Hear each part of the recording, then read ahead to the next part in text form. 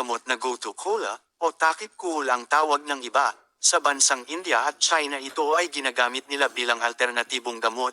At dito sa atin sa Pilipinas ay madalas mo ito na makita na tumutubo sa tabi ng daan, palayan, at kung minsan ay sa matutubig na lugar. Ang Gotu Kola ay isang maliit na halamang gamot.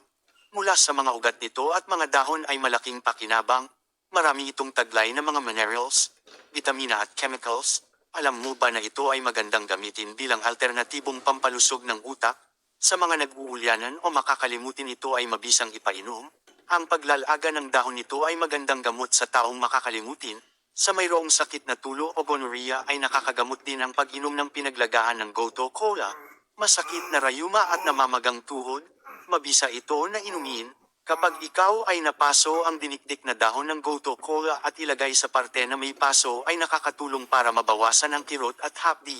Sa nilalagnat ang pagbababad ng tinustang dahon ay mainam na gamot at nakakatulong upang bumaba ang lagnat.